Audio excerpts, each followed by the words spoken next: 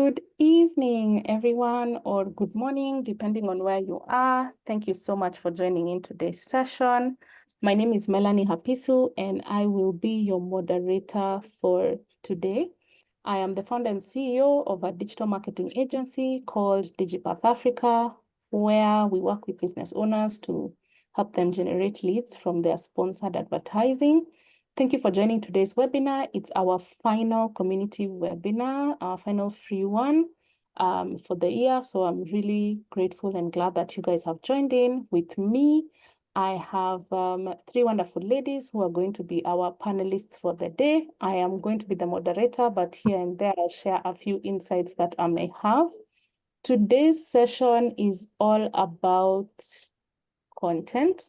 And I'm really, really excited to be talking about that today. We're going to be talking about strategies for creating relevant and engaging content, because as we all know, we are living in a world where more than ever, content has become extremely, extremely important, simply because then everyone is online, everyone is busy scrolling. So what is that is going to make people stop and pay attention to whatever it is that you're saying? So I'm looking forward for us to learn from the panelists that we have based on their different experiences and just based on the different advice that they can give us when it comes to digital marketing. So looking forward to just getting to learn a lot more. If you'd like, feel free to introduce yourself in the chat. Maybe also share what you expect to learn. And in the meantime, I will be introducing my speakers. So with me, I have Karen. I'll allow her to introduce herself briefly, but Karen is a marketer, and she's the founder of Creative Mama. She's also co-founder of a company called Twasira Agrobotalics. That name nimeangusha kidogo, but she's also a content and digital marketing strategist. I have done similar webinars with Karen, and I'm very sure that you're going to learn quite a bit. So maybe I'll give Karen an opportunity to introduce herself and maybe tell us a bit about herself after that short intro. Thank you, Melanie. It's Taswira Agrovoltaics. It's an agriculture technology company. Good evening, everyone. My name is Karen Maina, as Melanie has said. I am a freelance content strategist and content writer as well. I'm also the founder of Creative Mama. Creative Mama is a community of freelancers, female freelancers. We particularly focus on women. And our aim is to help women build businesses that allow them to work from home so that they're able to be with their families if that's something that they desire to do, live a more feminine life that allows them to go out with friends while making a decent income. So that's Creative Mama. And I'm very passionate about content. I've been doing content since, wow, I think high school. But it became professional in 2018 while I was working in banking, and I became a PR officer for Bank of Africa. And that's where I started doing content from a professional perspective, and I haven't looked back. I'm looking forward to a really interactive evening, sharing some true, authentic stories of what content is and what it can do, and definitely learning from everyone else. So thank you for having me, Melanie. Amazing. Thank you so much. And it's lovely to have you here. Next, I have Maya, or who you're seeing here on the call, called Shiko. Welcome, Shiko. I'm used to calling you Maya. I know, just call me Maya. It's okay.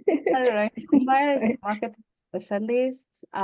She's worked with different brands. I have personally been able to work with her on a couple of digital marketing projects, specifically for content creation as well as brand management. And yeah, I think I'll give her the stage to introduce herself and tell us a little bit more about her and what she does. Hello, everyone. Welcome. I hope that you enjoy the sessions that we're going to come. It's going to be insightful. It's going to be amazing. I'm Maya, or Shiko, whichever one works for you. But I am a marketing specialist in an NGO that I work with in America. Colorado Springs. And I've done digital marketing since 2020. Melanie has been my mentor. She's an amazing person who I get to like ask questions, bounce off sometimes, and even like we feed off each other in terms of asking questions and learning from one another. But she was majority the reason why it spiked, because I did a class where she was teaching and I learned so much about it. But I have been doing social media content since I could remember. And a lot of it I test out on my own pages. But even with the company I work with, I learned a lot about corporate, how corporate America does their content and what works and what doesn't, and just a lot of learning what's happening. But it's been a great experience. Been branching off a little bit away from corporate and more into entrepreneurial roles, like a donut company that I also create my own content for, and much more. But I'm really excited to hear what everyone in the panel has to say, because I like learning, and then hopefully whatever I say is insightful and helpful to those who are listening. Thank you. Great. Thank you so much, Maya, for that introduction. And since we're not many guys, feel free to contribute towards the conversation. In as much as we have panelists, you can contribute in the chat. But if you like, you can also raise your hand and I'll give you the opportunity to speak. My final panelist is called Helen. Helen is a marketer as well, who has a skill when it comes to marketing different brands. She also I can say has skills in different areas that are very, can I say, related to digital marketing that can come in handy. So I know she's skilled in UI, UX, as well as web development through some of the exposure that she's had based on the different work that she's done. So maybe Helen, over to you. Feel free to introduce yourself and tell us a little bit about what you do. Thank you, Melanie. Hi, everyone. My name is Helen Wairago. On socials, I go by Social with Hailey. I am a digital marketer. I wear a number of hats, like basically anything that involves having a business, maintain a proper digital presence, that is the website, posting social media. But mostly right now in this season of my life, I am mainly focused on social media management and content strategy. And I'm doing that from a freelancing angle. And I'm really excited about this particular topic because content is at the heart of what I do. I work with different clients. I manage different brands online. And the main thing that governs and positions the brands undoubtedly is content. So when I saw this topic of content, discussing content and creating engaging content, I was like, I need to be on that panel because I knew I'm excited to be able to engage with the other panelists and learn from them. Because you can all agree, as Melanie mentioned, as we started, this is as everything is going digital, content is at the heart of having a proper online presence. So yeah, I'm excited. I'm excited for today, and I'm excited for what I'm going to learn from everyone. Thank you. Amazing. Thank you so much. And for those of you who are here, I hope that by the end of the session, you'll get to gain quite a lot, whether you're starting in career, whether you're currently managing. I'm sure there's a lot that you can learn. So as we keep going with this conversation, one of the things you'll realize that is quite important when it comes to the conversation of content, the more you create, the more you implement, the better you become at it. And you're able to sort of understand what works for certain brands versus what works for certain kinds of, can I say, target audiences. And speaking of target audiences, I think it's very critical to lay that foundation before we start off. And maybe I can do a round of comments from our panelists. And Helen, allow me to start with you.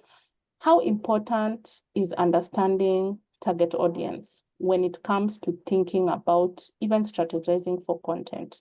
Where does it come in? What would you say in your experience? It's very important. As a matter of fact, you cannot start creating before you understand who it is you're creating for. And an actual mistake that I have noticed many brands that I've worked with is where you see a brand saying that I am creating content for everyone, or just having a general or a blank idea of which is they are creating the content for. This, I'm creating content for women. But then every demographic consumes content in a different way. You see, when we talk about ages, Gen Zs, millennials, they consume content in a different way. They are more aligned to different kinds of content. So the content you're going to create to target a millennial is not the content you create to target a Gen Z.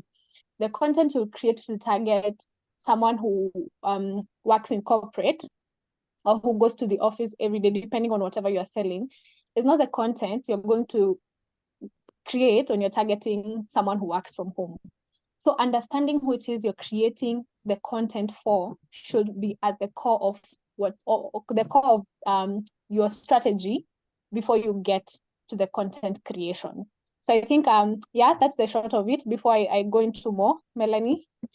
No problem. Thank you for that. And I love that you've even gone into that detail, because then sometimes many brands are very comfortable to say they target everyone. And Maya, if you allow me, I'll come back to you. Speaking of brands that target everyone, how do you handle such a client who comes in and tells you, my target audience is everyone. We're creating content for everyone. How can you guide them around sort of understanding what, some of the needs or preferences of their target audience are to eventually contribute to what kind of content they create?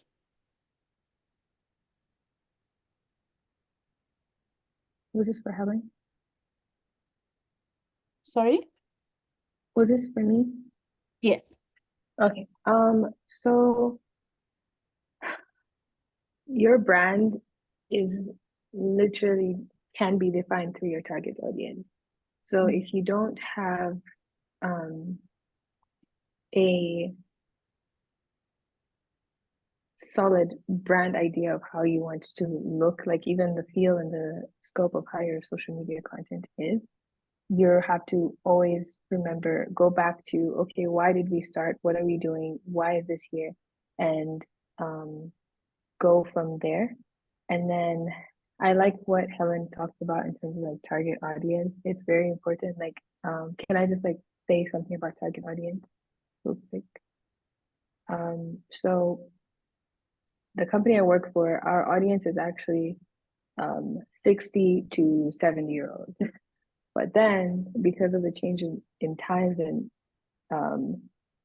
in the change in times, we need to actually get more younger audiences. And so it actually goes with the change of branding, because what was okay in like the 70s when we started is not okay now, because there's a lot of like, let's say, woke culture or this and that. So we have to re-strategize to not just push people away, but also bring people closer to us, because we are a Christian organization. So having being sitting down in like brand meetings, and that's the one thing they ask is like, who's our demographic, who's our target audience, who's our persona. Personas are great. We always name our personas. Like if there's someone like Jack and Laura are a married couple, that's our persona in their 20s and 30s. So we have to think about what is it that they would like and filter in content.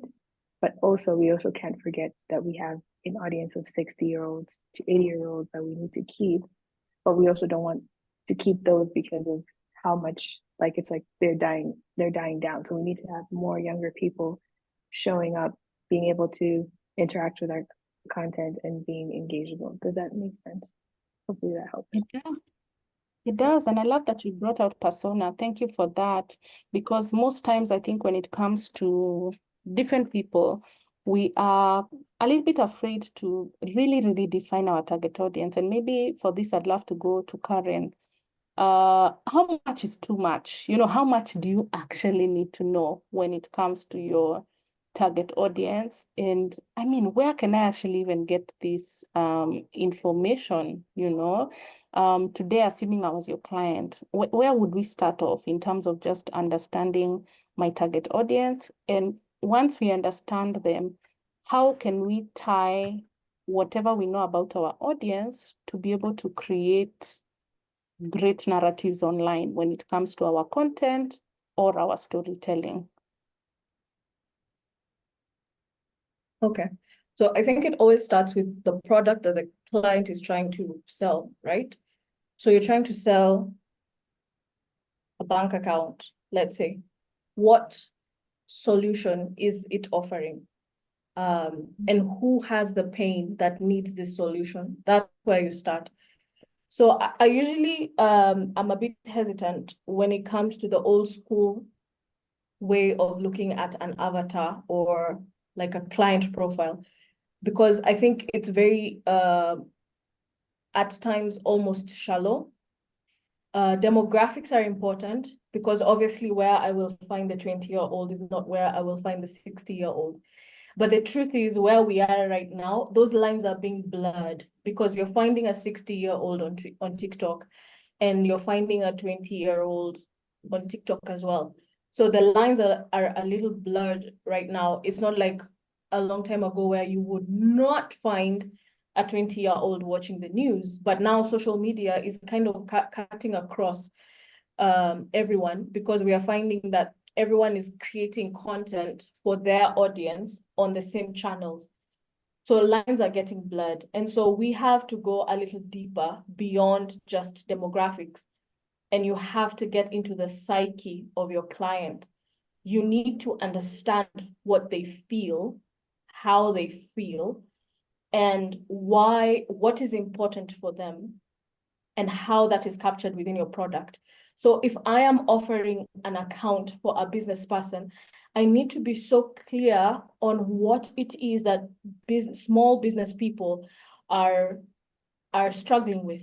And so I have to go to the point of understanding that someone whose business is earning them, let's say between 50,000 and 100,000 a month, has how many employees. And to be able to get that information, you need to talk to your audience. You need to go to the audience and get the answers from them.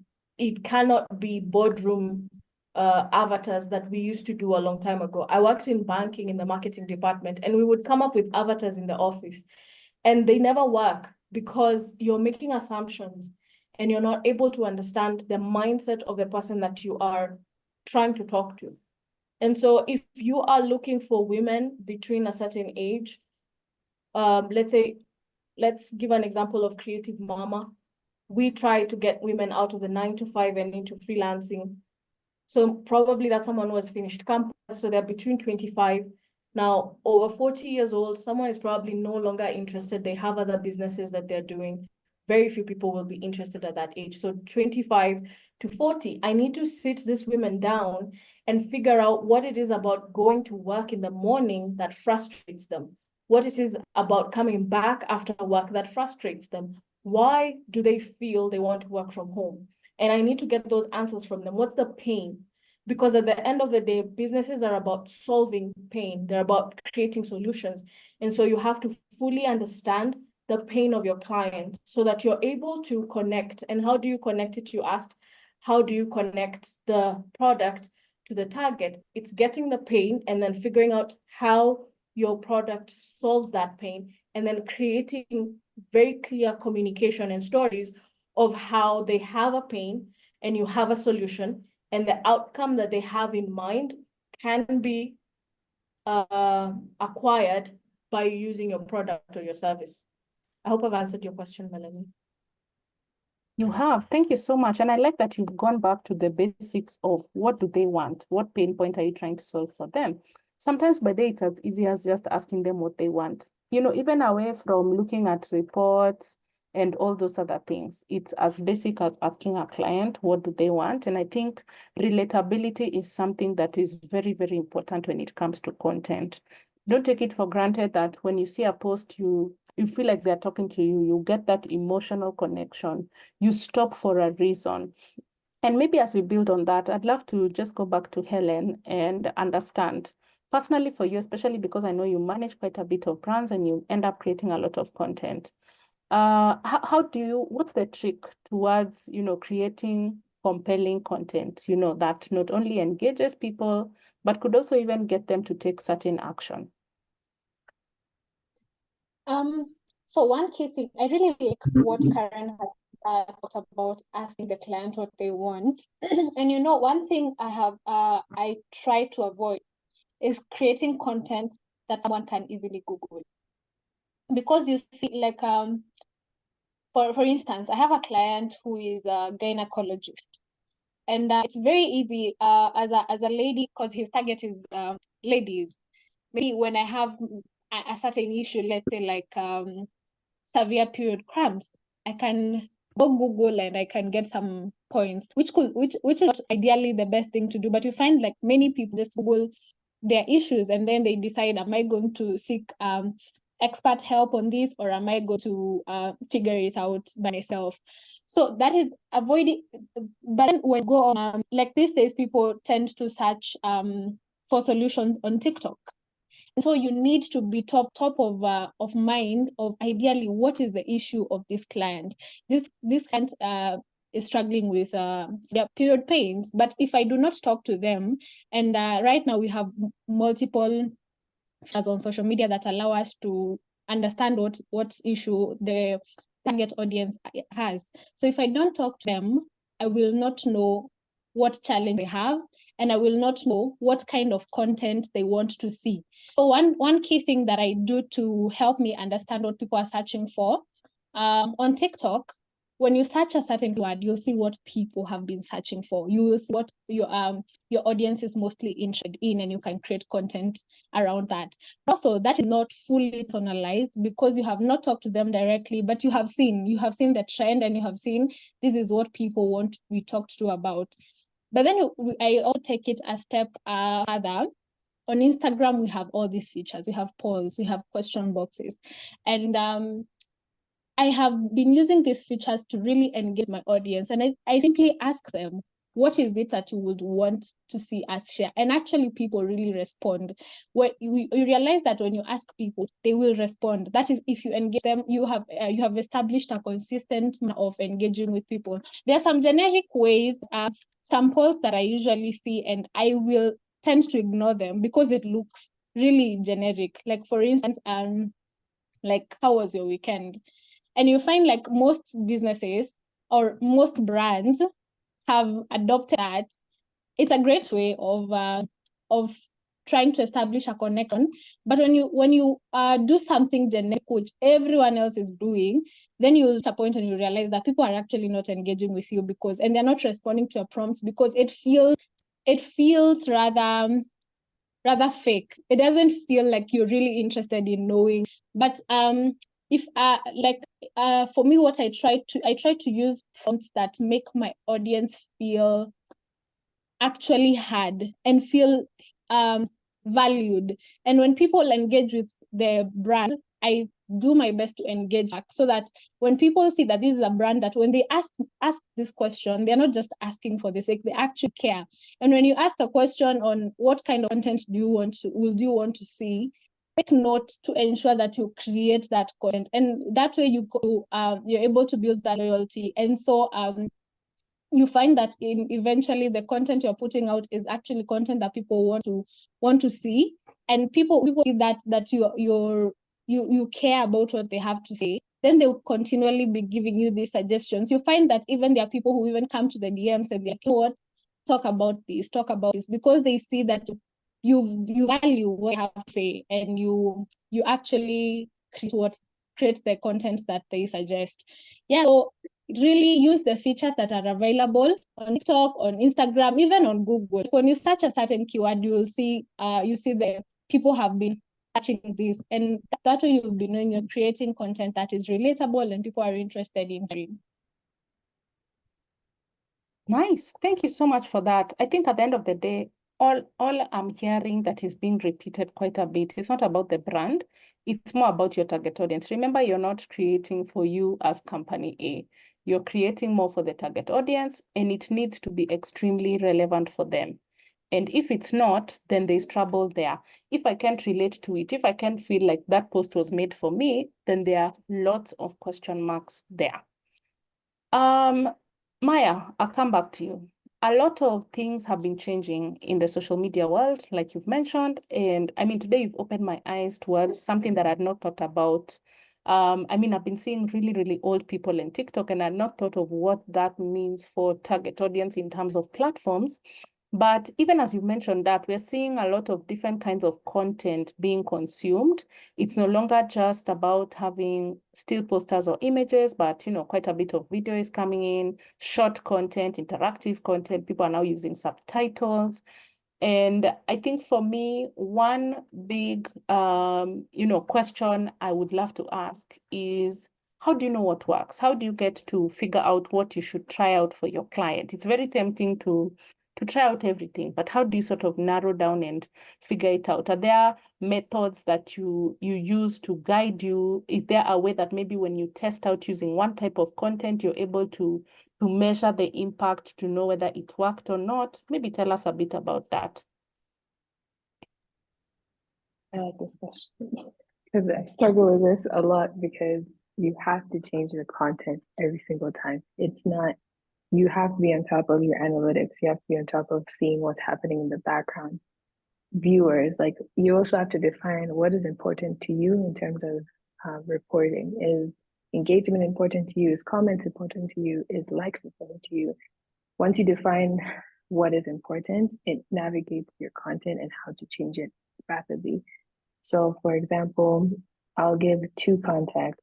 So working on reels for a podcast without a video, it is very hard. And I'll tell you for a fact, I've been doing it for a year and it's just been difficult because you're doing all these B-rolls, which, if you don't know what a B-roll is basically taking snippets of videos to relate with the audio that you're given. And because you're working with teams that probably don't understand how social media works, because again, there's an age gap, you find yourself stuck with content that you're trying to make look good. Social media is not happy with it because they're just like, well, this was fun for the first bit, but now we can't keep getting the same content type. We want to see the actual people because now podcasts are visuals. So with that, you see that shifting content where we started doing more questions, more quotes without the people's audio has now pushed more engagement. So we defined the most important for us is engagement, impressions, and reach. We're not trying to drive people to listen to it. We're just creating awareness. And if you're a social media manager, like starting off, always talk to your clients and tell them, define what you are reporting. A lot of people think that social media management means sales. Half the time it's not. Half the time it's just building awareness of your company, building what you are. So that's an aspect of how reels work in an area. And then you have, let's say I work with a clothing company. Reels work better because everyone likes to see what it is. So you have this time you can use your friend as your model, and they can showcase your client's work, right? And with that, you now see a different aspect of what kind of content you want to create.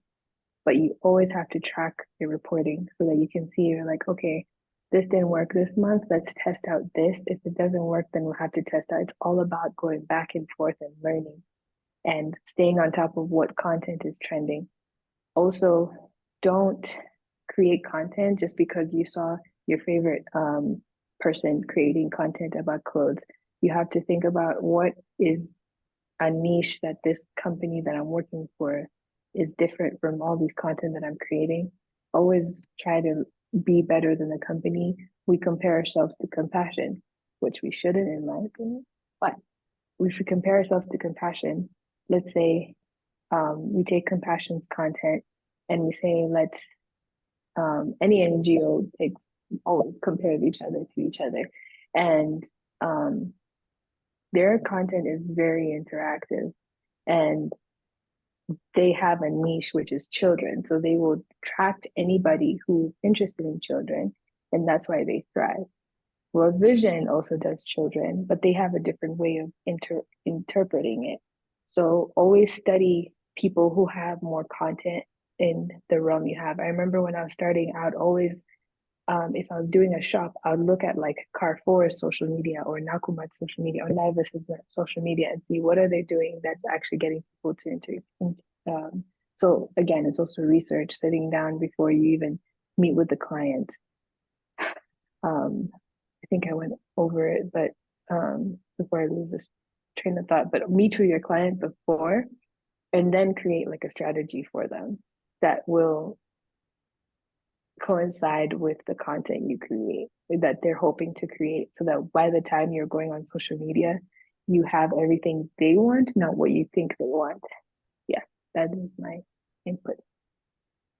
We love it. Feel free to go above and beyond. The more we hear, the more we love. So I'm really excited about that.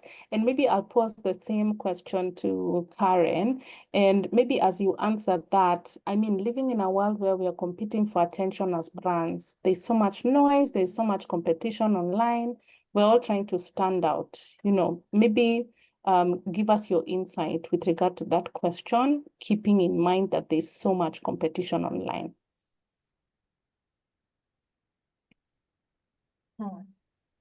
All right. So I'll just add maybe one thing. I had a train of thought and now it's disappeared when you added the other question. No problem. So I would say number one is different industries generally have specific types of content that works for them, right? So for example, if you're in the hospitality industry, then things like photography, Instagram really works for you because they're visual, and hospitality is a very beautiful, aesthetic, visual kind of industry. And so spaces like Instagram really work for it. Now, when you go to things like technology that are more technical, the kind of minds and brains that people in the tech world have want how-to guides. So in that space, things like blog articles, really well written, very detailed, value-driven blog articles that show them how to do technical things usually really work. I work in content management, so my main job is in the blogging and how-to guides and that kind of industry. And you'll see that things like software as a service businesses will mainly go in that direction because they generate a lot of leads using blog articles compared to going on Instagram. Because if you have, let's say, a software that helps nurses, like a property management software, it's really difficult to come up with a compelling story for that on Instagram and make it beautiful. It's not impossible, it's difficult. And you'll find that you'll probably convert more on your website, on your blog articles.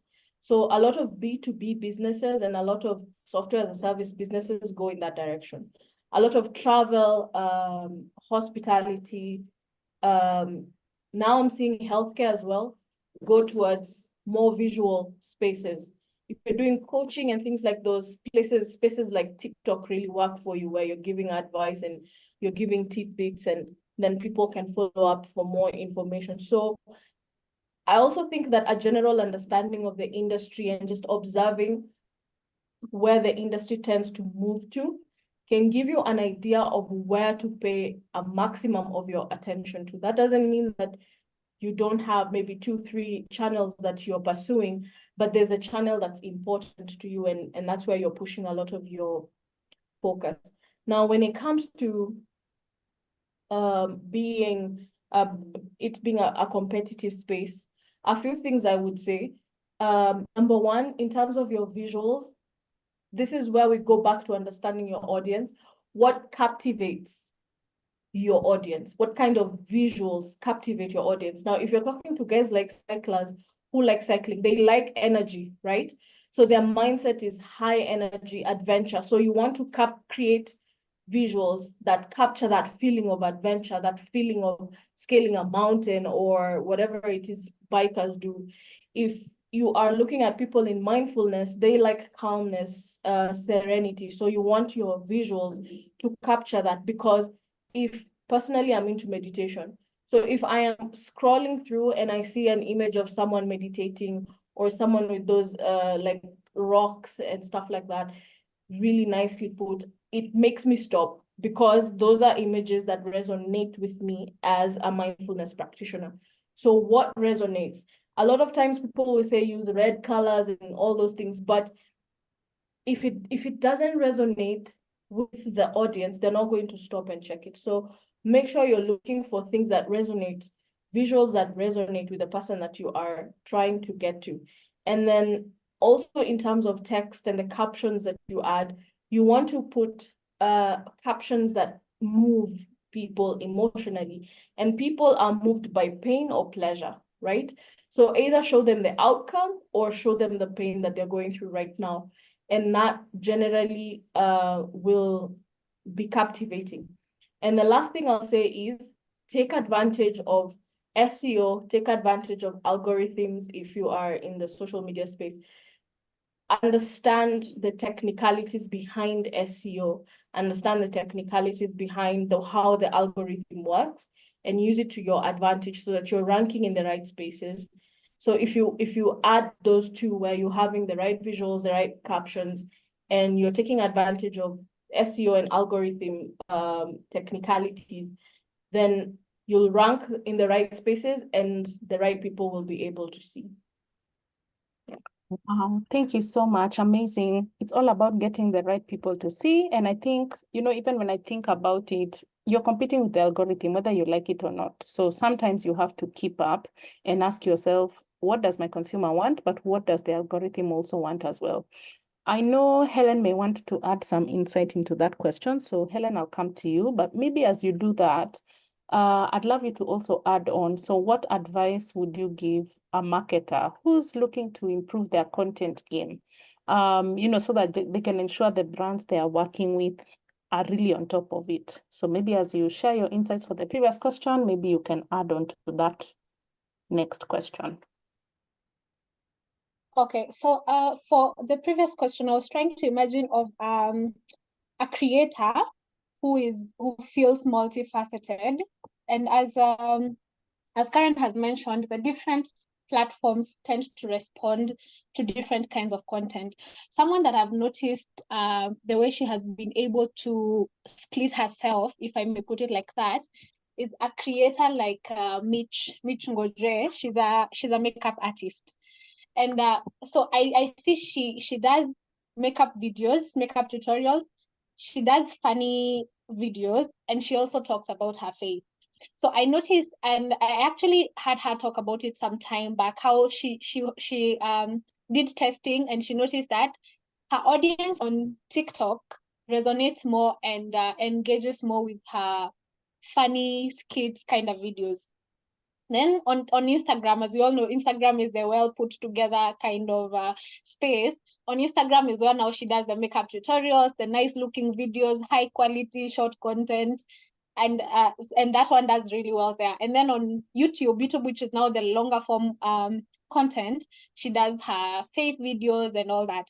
So I would say to anyone who feels like they are multifaceted, one key thing, especially if you're starting, you need to really, really test different kinds of content, test so that you can see what is resonating with my audience where. Maybe you can decide to start with a particular platform and just test, see what your audience is responding to and create more of that for that particular platform. And then don't be afraid to experiment. And now another key thing when it comes to standing out, you need to master the art of storytelling. I'm thinking of let's use the example of like makeup brands. When you go online right now, you search lipsticks or whatever kind of makeup, there are so many brands that are selling the same kind of products. And just in this day and age, just posting an image or a video of someone using your lipstick, it just does not cut it. You need to tell us a story. And I like how Karen has so perfectly put it, that people respond to emotions, pain or pleasure. Like the pain of what pain are they experiencing? What is that thing that your product can solve for them, or what is that joy that your product can bring for them? Let me use an example of one client of mine who sells beauty products. Something that they sell, and one of the products that they sell is lip scrubs. And one thing, just posting the video, because we have experimented with the content, just posting a video of someone using the lip scrub and another video that shows that process of someone going from dry, flaky lips using the lip scrub and then ending up with that really soft, brighter lips. We notice that that kind of content is what people actually engage with, because people can see themselves in that content that you're putting out. So if you want to stand out, one key advice I'd give you for brands or for yourself, let your audience see themselves in the content that you're putting out. Think through what is it that what is the benefit of my product? And I'm telling you, even the most basic of products, even if you're selling like a journal, think about it like, this journal, what is the end product? So maybe you want someone to be able to, one of the benefits of maybe selling that journal is someone is able to dump their emotions, and they're feeling like they have too many emotions going on. They're able to dump them on the journal and then they feel lighter. Bring that out. Don't just show that I am selling a journal at 1,000 bob, buy. There's so many people selling that product online. But now when you bring out that aspect of, someone is so heavily laden by emotions, then they get a journal, then they just write down what they're feeling, they just dump it all there, and then they feel later. If you're able to bring that out, I as a consumer will see myself in that video, and high chances now I'm going to be, okay, I need that, even if maybe I had not considered buying it. So yeah, that is the key thing I'd say as an upcoming creator. Really master that art of bringing out an emotion to your audience. Yeah, I think that is what I would say for now. Thank you so much. And I love that you've actually called it an art, because that's exactly what it is. We don't just, wake up and put up posts. You have to think around it. And I think it's a skill that you keep building over time. And of course, it keeps improving as you go. A lot of analyzing is important, because then you get to understand what resonates the most with your target audience. So it's very important. I remember for me on my personal Instagram at some point, I discovered that people relate more with stories. How did I discover that? Of course, I had to do stories on my pages. So a lot of things keep evolving here and there, and you have to think about it, because when the digital space, things don't stay the same for a long time. And speaking of which, how then can we stay relevant, when it comes to this space? How can we ensure that we're on top of things? And I think I'll ask each of my panelists to share. Are there any blogs you read, or any podcasts that you like to catch up with? Maybe share with us a few of them, so that then we can, keep listening to them. I think for me, I attend quite a lot of webinars, but I'm also in a lot of meaningful communities for digital marketers that really, really come in handy. Maybe we can go over to Maya. I can see her hand is up, so you can comment as you give us some ideas of some of the places you use to keep up with the ever-changing space. Maya? So it just depends. So I'd probably see what my favorite Instagram, my favorite TikTok, or favorite person on Facebook is doing. And also just always learning, there's always new courses coming out, certifications that you can get that just keeps adding. Like now Google Ads has a new course that they've created that is adaptable now. So it's just learning a lot from that. Also bouncing off ideas from other people in the same in the same spaces. Always, it's very important, especially in your career life, to have the right people around you. And Sorry, it was my internet. Sorry for that. I had lost it. It's not you, it's me. It's fine. So yeah. So I think it really is important that you try and keep the same friends, like at least one or two that are in the same space as you, so that you can have like your own personal panel like this, where you're just like, oh, I tried this the other day. I know you had a client that was in the food industry. Can you give me tips on how you did that? So you kind of like always don't feel, let go of your ego in the working space, because you don't want to think that you know it all. I'm the type of person who wants to do everything by herself, but honestly, you don't. You need a community. So I think for me, it was like finding the right people around me to be like, hey man, I'm struggling with this content. Like, I don't know what to do. We have a social media team. I'm just part of it a little bit, but not 100%. But I get to go to them and just be like, okay, what trends are you guys seeing? This is what I'm noticing. How can we work together to make sure that this is going out right? Especially if you work in a team. But if you work alone and you're the only manager, just making sure that you have somebody within your circle that you can go back and forth and just be like, I can't, this is not working out. What did you do to make this post go viral? Also follow your friends' pages that they're managing, so that you can see and also help and be like, text them and be like, hey, I think you need to change up this content because I've seen and noticed. And don't fear to correct people. But yeah, so just learning and growing together in a community, learning to grow on your own as well. And also just like not like, don't fear to like learn more, get in more certifications, more YouTube channels that you can. I don't have someone on top of my head, but just having those spaces that you can go there. So yeah, does that make sense? Makes sense.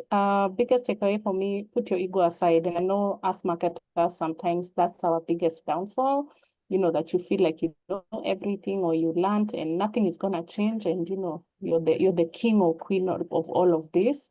So I definitely agree with that. Thank you for sharing your resources in terms of where you learn from. Maybe Karen can share anything else that maybe has not been mentioned that you use as your way of keeping up with the trends. First of all,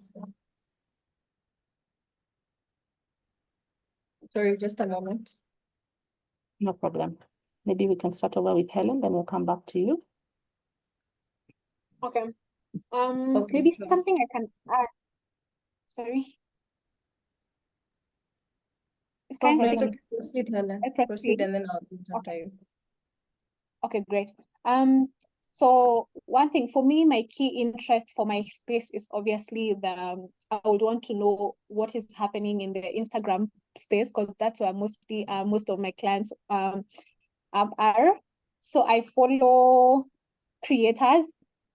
I think if you manage pages on Instagram, that is a page that you should be following. I follow the head of Instagram, that is Moseri. He's always talking about what they are looking out for. Like, for instance, the other time he just mentioned of how video is something that they're really putting a top of priority.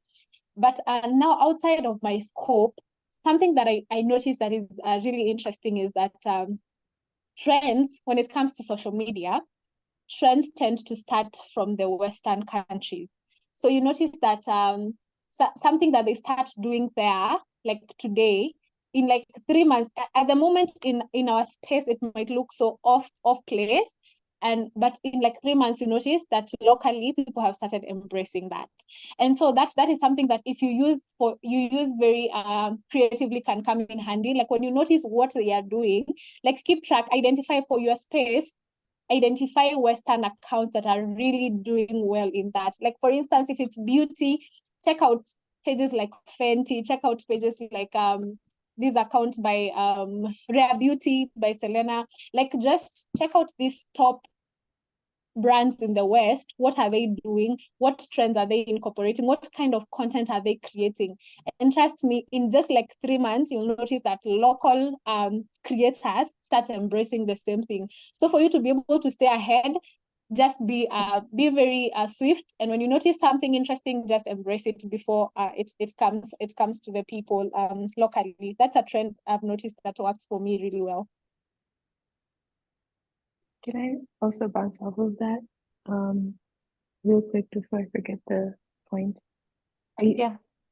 Okay, so it's good to see what the West is doing, but I've noticed that sometimes you really have to change the content that you are creating a little bit to accommodate the country you're in, especially with different aspects that, like, if you have like the same way you create content for Java, you can't create the same content for like Starbucks because Starbucks is different. So you just have to accommodate the people around you. And I've noticed, like, just living in the US alone, you find that content is like they offer different things wherever you go. So they say, okay, this area, we're not going to have tea, and then other place is like, oh, we're not going to have coffee because our consumers don't take that. So accommodate your content with the people around you so that you don't mislead them into that aspect. Does that make sense? Yeah, I think that 100%. makes a lot of, and I think, sorry, and I think just customizing your content to your, audience, localizing it. You find many international brands most times have a local agency. And I mean, after that comment that you've given makes a lot of sense. Maybe any other additional comments from Karen? We can go back to you. Yeah, sure. Thank you. Could you please repeat the question? I'm sorry, I got Where, distracted. no Oh, problem. yes, I What, remember.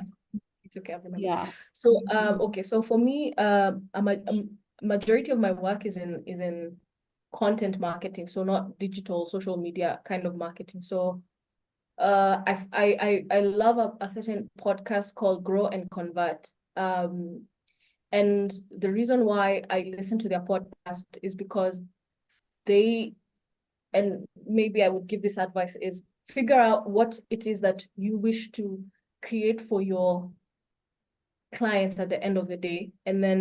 And so whatever it is, information that you're looking for information that can allow you to create that end result for your clients. So for me, the end result that I wish to create for my clients is articles that rank very high on SERP, search engine results page, and that are not only generating traffic for the client, they're also generating leads. So for me, the metrics that matter to me are traffic and leads, and probably DR ratings. Where are my articles ranking on Google? And so the reason why I listen to Grow and Convert is because that's what they focus on. They're a content marketing agency. And I think following bigger agencies that are in your space is a really good way to learn and understand trends very fast. Because especially on their blogs, I don't know about social media, they usually will put in a lot of information on LinkedIn and on their blogs about what is happening within the industry very early on. And so following really big digital marketing agencies, on my end, following really big content marketing agencies, you find that you get a lot of information from their podcasts, from their blog articles, sometimes from their socials, on what is happening around. And then just to reiterate what Helen says, following whatever platform it is. So for me, I follow Google very closely. Like recently, they just changed their algorithms. So previously it has been EAT, expertise, authority, trust. That has been what's important. Now they've added another E of experience. So if I am a wellness or a sleep blog, and then I start talking about other things that are not related to sleep, then you will find that anyone who has had that in their blogs recently, they have completely fallen in terms of ranking. So just following what, if it's Instagram, following Instagram, if it's Twitter, the same, following their pages and understanding what it is that they're doing with their algorithms really helps. That's all I would add. Nice. Thank you for that. And I think sometimes even just visiting the websites that this platform have come in handy. I'll briefly just share my screen. Today, if you went on Google and search for Instagram for business, you'll realize that Instagram has a website. And on this website, they have quite a lot of free information where they teach people how to use Instagram.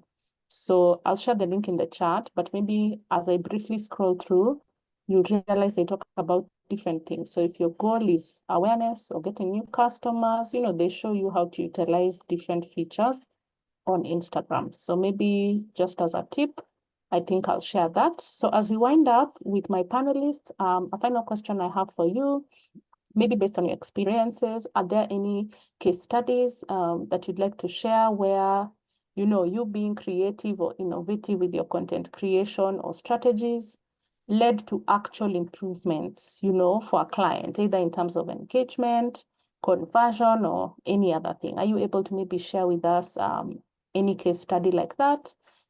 Maybe I'll start with Maya. Anything to share from your side? Then I'll go to Helen. Then finally, Karen, if anything. So Maya, any case study you can share?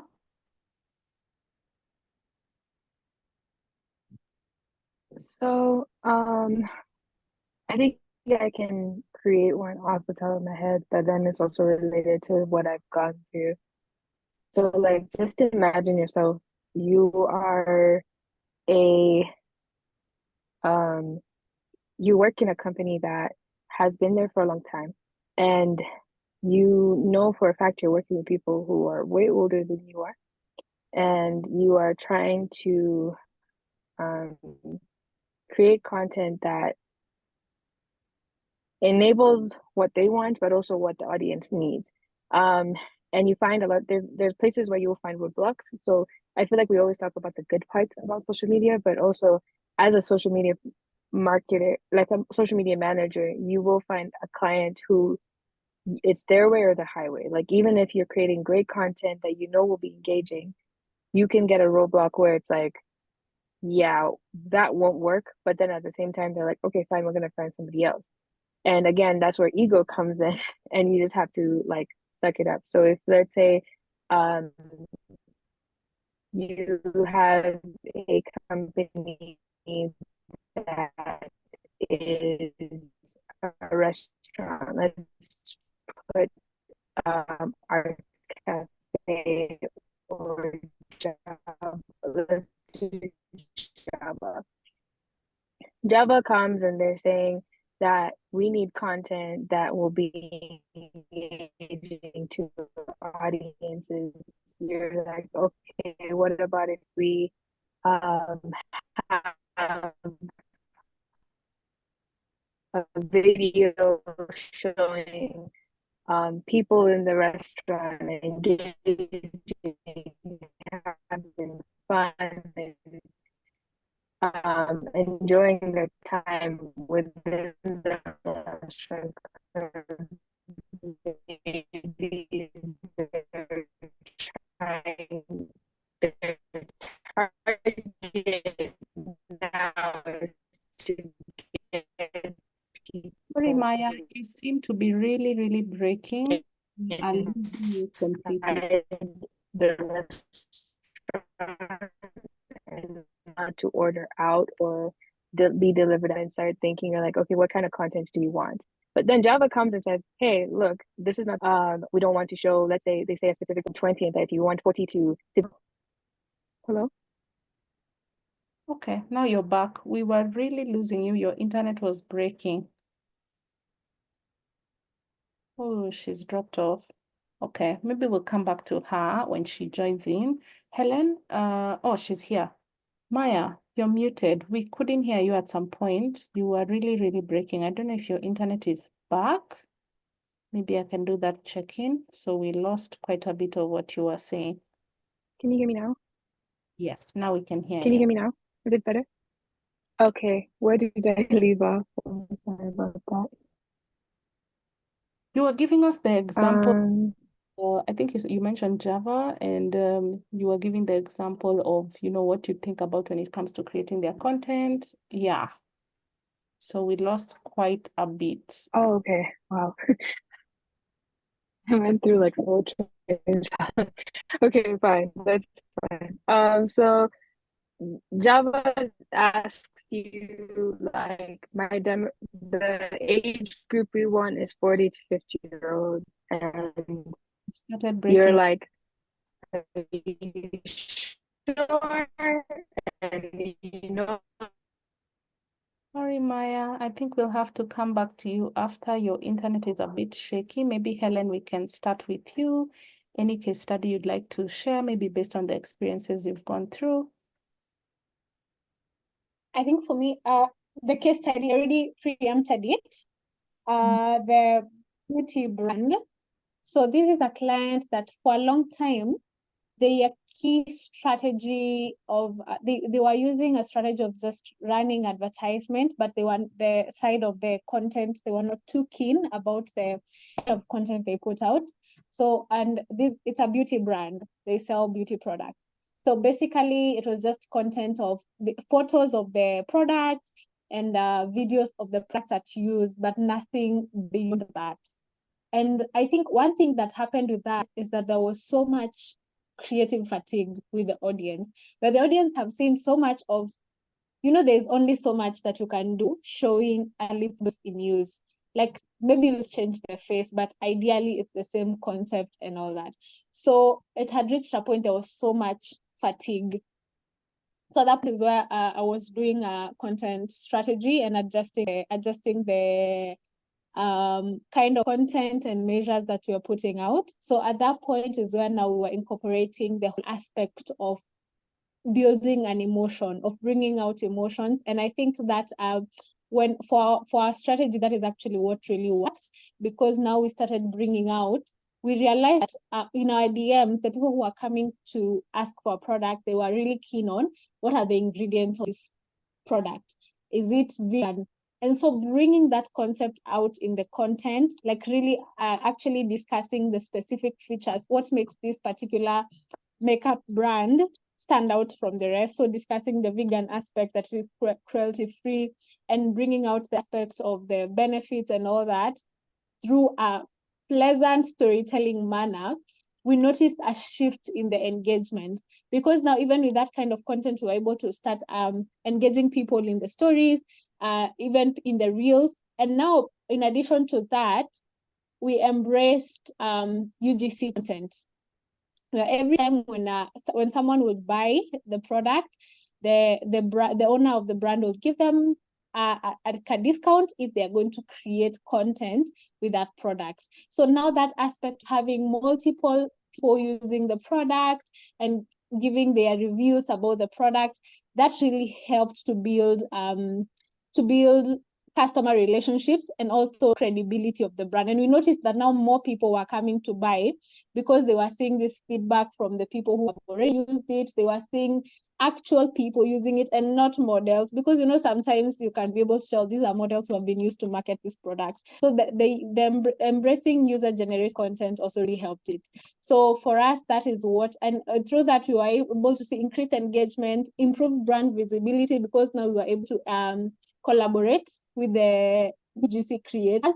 So that improved the brand visibility, it enhanced the customer relationships. And that was just by just tweaking something small and stopping using the same kind of content over and over.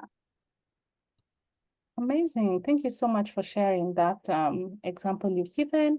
Karen, I don't know if you have any case study, maybe just checking in before we go back to Maya. If not, that's okay. Okay. Maybe just in brief. I have a client. I mainly work in the cannabis industry. So I have a client who's been doing articles for quite a while, and I joined in last year. And when we looked at the way that we just made a few changes to how they were doing their articles, and two things that we did. Number one, let me say three things. Number one, we started focusing on SEO best practices of adding value, making sure that the reader who comes in to see the content that they have created on their blog, on their website, actually finds it useful. So adding tables with useful information, using critical thinking, which is something that I teach in my writing classes. Who, what, when, where, why, always asking that question as you're writing and figuring out the questions that your audience may be having and answering them for them within the article. So we did that first and implemented SEO best practices, keywords, how we were doing our headers. We changed all that. And then secondly, we inserted proper CTAs. So where we were not talking about the company so much, we were focusing on educating the readers, which I think is important in content marketing. In content strategy, generally, you want to be educating your readers more than you are selling. So for every sale that you make, you want to educate your readers at least 3 times. So we would focus on educating the reader for the bulk of it. And then we usually input very subtle but well-crafted calls to action that drive traffic to the shop of a client. And we have seen more than 40% increase in their leads. We are currently generating about 100 leads a month using about 8 articles that we have created in the last few months. And we're now working on reworking a lot of the other articles that they have to increase those leads that are being generated by those articles with just a few changes. And then lastly, we started to push traffic towards those articles. So we'll write the articles and then we will create, I've forgotten what that word is, but it's the same article and then you use it for different mediums. So we'll create snippets of it for Instagram, snippets of it for Pinterest that drive traffic to that article. And that's how we have seen, yes, repurposing content. Thank you, Janet. Yeah, so we repurpose the blog articles. It's a long form article, and then we repurpose it for Instagram and we repurpose it for Pinterest.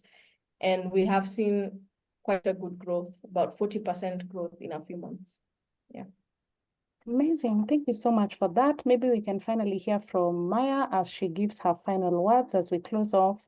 Maybe you can give us the examples and maybe any final words for everyone as we go out there to create our strategies for content. Can you hear me now? Yes. Okay, perfect. So it was basically like my case study was trying to show that sometimes as content creators, we don't have the content power as much as we think. Because sometimes we'll get a client that won't allow us to be as creative as we want to. So imagine Java is asking to change content and they're trying to now target 40 to 50-year-olds. And with that, they now are struggling to get people to come into the place because everyone wants to order in. So you find yourself trying to create content. So you're just like, okay, how can we get this amount of people? So let's say you want to create a reel and they're like, no, we don't want reels, we want static posts. But reels right now are trending.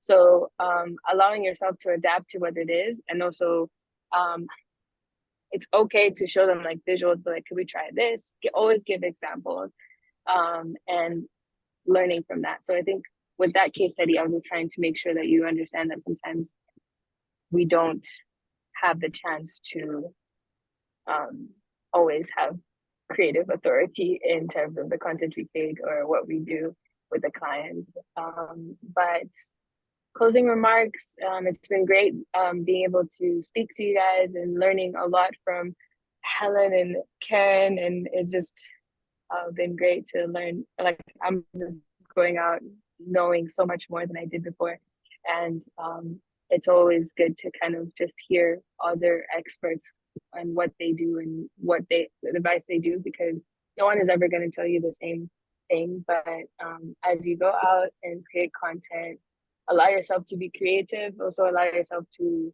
listen and understand what your client wants. And even if you have to sit and have like 60 meetings, do it. But thank you so much for having me, Melanie. Looking forward to the next one. Amazing. Thank you so much. Looking forward to the next one as well. Maybe you can hear from Karen. Any final words? Thank you so much for having us. One thing I would say to anyone who is in this industry is always stay open-minded, always stay flexible, and curious. I think those are things that will give you success in this industry, where you're always curious, you're always learning, you're always willing to change. And don't be afraid to try. I think imposter syndrome is real and it can really affect your ability to be effective when you're in marketing. So what's the worst that can happen? Always be willing to try and work within the limits, because sometimes clients are testing. As someone was saying, like you want to try something creative, I think Shiko was saying, but the client is very rigid.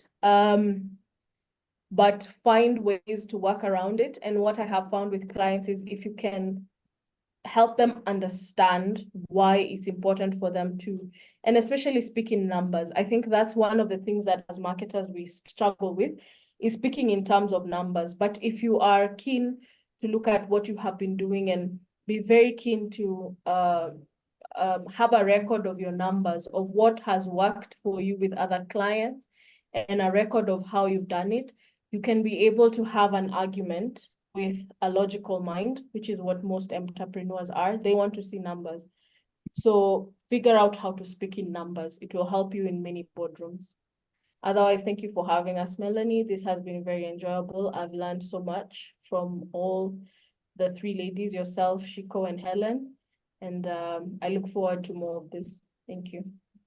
Amazing. Thank you so much. Finally, Helen, any final words? And even from the audience, feel free to write in the chat. How was the session for you as Helen gives her final comments? So Melanie, this is such an amazing initiative. Thank you for creating such a platform where we can come and just learn from each other. I have learned so much. Thank you, Karen. Thank you, Shiko, for sharing your POV when it comes to content. I've really enjoyed listening to you. Such sober points of view, so much to learn, so much to pick up. I'm thankful. So I think what my closing remarks would be what Melanie started with at the beginning, when she said that content is practice, practice, practice.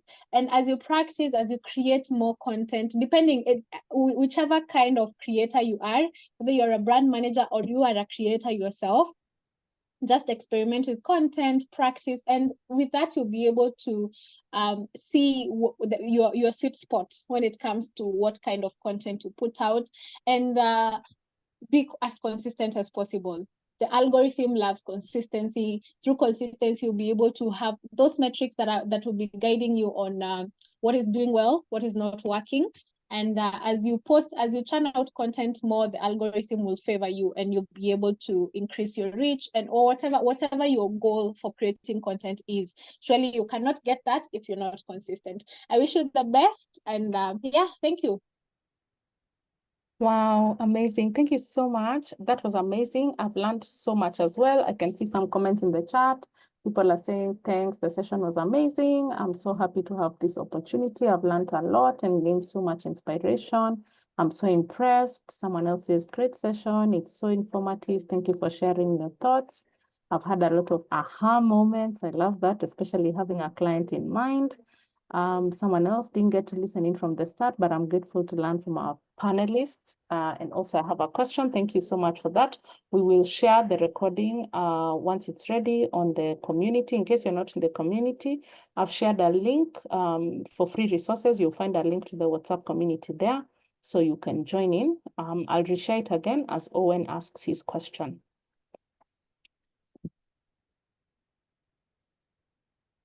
Hi guys, am I audible? Yes, you are. Thank you, Melanie. I thought maybe you were going to close and I wouldn't ask the question. Yeah, I tend to have unusual questions. I was just wondering, any panelist can answer, whether it's Karen or Helen or Maya. How can you objectively balance between content that's not only engaging but tied to competitors? Let's say like maybe your competitor has had a strategy, or you're trying to create a counter strategy, or you're exploiting a gap that your competitor's content is not covering.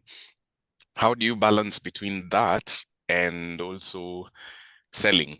Because we've probably worked with clients who maybe don't jump into trends, and maybe a strategy overwhelms the market, and people tend to take a huge market share because of the strategies they have. So one example is when KFC ran out of potatoes, and every other, I think, fast food chain just they just like created very funny content based on the fact that they still have potatoes, unlike KFC.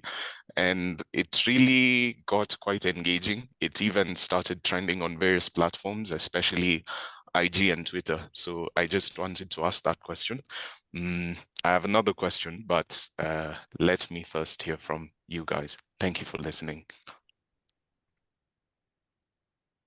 Right. Maybe we can keep our answers brief so that we don't extend too long. So I'll start over with Helen and then Karen, and then maybe Shiko can share her insight on that as well. So the thing of keeping up with trends and selling at the same time. So that is what I would say, first of all, if you're trying, I saw a quote somewhere, or was it a video that was saying that don't complain if you're not able to make sales when all you're doing is trying to go viral. So I think each of them have their place. I'd say that the trends have their place and the sales content have their place. And being able to merge the two of them, I think that is the whole idea of the content strategy. Maybe my panelists will help add to that. I would say learning how to mix up your content and merge your content is going to be very vital. And when you're creating content for trends, you know at that point, this is not aimed for making sales, because you see there are different pillars of content. There's some content that you create on social media that is purely for creating connection with your audience. And you know that with this one, if I get someone to buy, that will be just a lucky buyer. But ideally, I'm just creating this so that my content can be relatable, and so that I can be able to build that connection with my audience, maybe humor content, memes, those kind of things, and just the trendy videos. So maybe like, let me jump on this trend so that I can be able to keep up. But then on the other hand, you need to make sales. So as you do the trends, you're also creating content that is geared towards selling. So learn how to mix and match the two of them. That's what I would say. Thank you so much. Over to Karen. Really interesting question. Thank you for that, Owen. I think the underlying principle of content is storytelling. And that's all you need to remember. Tell a story. And what is a story? A story has a few elements, right? It has a protagonist. Okay, let me use different words. It has a hero. This hero has to take a journey from one space to another, and then there's a point of conflict, right? So as long as everything you do ties back to a story, it becomes very easy to do it. So let's say, for example, the KFC story. They told a story. What was the story? Who was the hero? These other places that had potatoes, right? Who had the problem? The client. It's like, you want fries. You don't have fries because KFC does not have fries, but we're here to save the day. We have fries, you get? So it's a story. So pick out what the problem is, or what the opportunity, let's call it opportunity. Pick out what the opportunity is. So let's say Airtel has really crappy network in Chicago. So pick that and then tell a story about it, and either make your company the hero or make your client the hero, right? And then tell a story out of the issue. And if you want to bring in humor, you can, because that brings engagement. But as long as it's a story you're telling and there's a hero who's saving the day, then you will create engagement. I don't know if I've helped answer your question, or. Great, thank you for that. Finally, we can hear from Maya. So storytelling, I like how Karen added storytelling because it is very important, especially for sales. Because why is Apple products well known and well wanted is because they tell stories on their social media, on everything that they do, and that's why people pick it. So if you go to like Samsung has their audience that they attract, and how they attract the sophistication of the phone. iPhones attract the creativity of the phone, like where it's like it's nice, it's simple, it's simplicity for content creators. That's why a lot of people own Macs. So storytelling is the key to sales. So yeah, that would be my small snippet on that. Amazing. Thank you so much. Owen, I'll ask that your final question you ask in the WhatsApp group. We have most of our panelists there as well, and I think it would be a great question to spark in the group so that we can wind up there.